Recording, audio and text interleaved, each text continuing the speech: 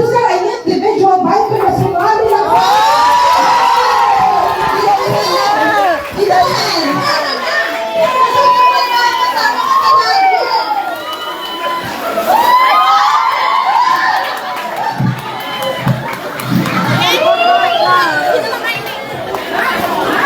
Picture po tayo dito sa harap.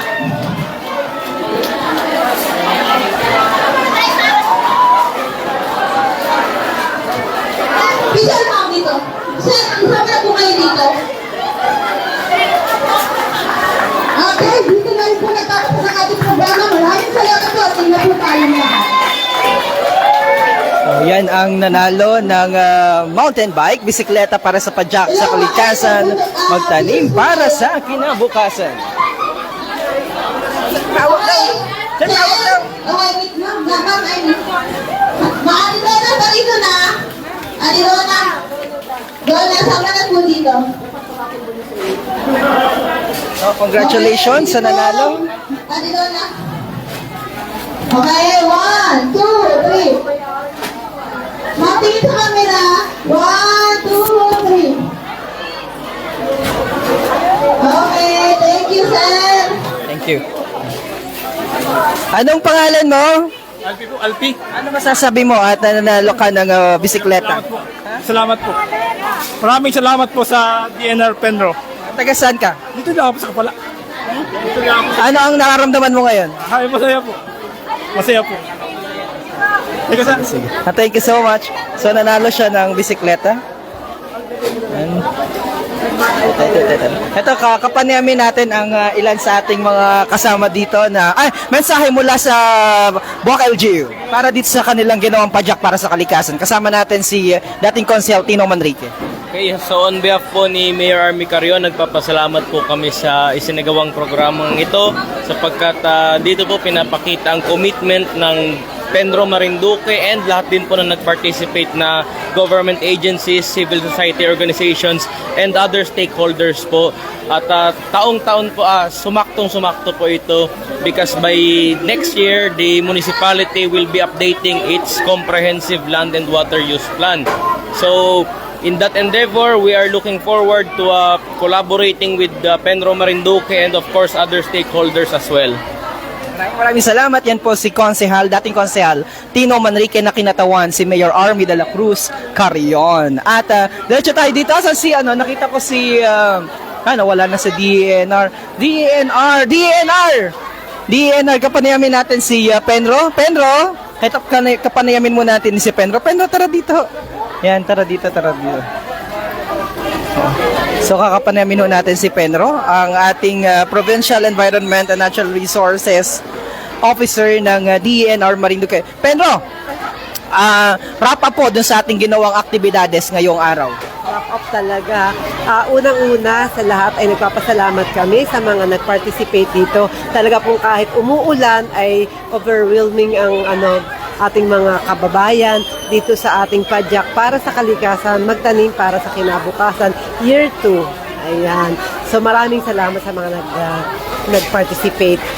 Sa totoo lang po umuulan nung nagbabike at marami po tayong naitanim ng mga talisay dito sa Barangay Laylay at Barangay Ihatog. Ayun po. Nawala yung aking ganito. Nawala. Ha? Tinabi. Tinabi ata sana tinabi. Yung aking gano'n, nawala. May kumuha. But anyway, Penro. Penro, yung yung gaano karami yung ating naitanim na mga talisay at gaano karami yung bilang ng mga nakilahok? Naku, hindi ko nabilang yung yung mga participants kung ilan pero parang ito mga less than 300, 200 plus. Oo. Kasi umuulan nga, ang daming mga hindi nakarating na dating nagpa-participate. Yung natanim natin ay 100 na talisay. Ilan pong talisay? 100. Sa mga nakilahok po, ano po ang bakit ba natin ito laging ginagawa, Penro? Ito ay ating advokasya para sa environment. At tamang-tama dahil ngayong araw na ito ay sineselebrate din natin yung National Day for Youth in Climate Action. Ito rin yung end ng week-long celebration para sa Climate Change Consciousness Week. And ngayon ding buwan ng November, ipinagdiriwang natin ang Environment Awareness Month. At ito rin, ang dami ito rin ang buwan na ipinagdiriwang natin ang Clean Air Month. Ayan. Pedro, mensahe na lang, mensahe ng pasasalamat sa lahat na ating mga nakiisa para sa gawain ito. Ayan. Maraming salamat po sa inyong pag-participate ng mga iba't ibang agency ng gobyerno, mga nasyonal at lokal na pamahalaan. Nag-participate po ang office ni Governor, ni Vice Governor at ng office ni Congressman.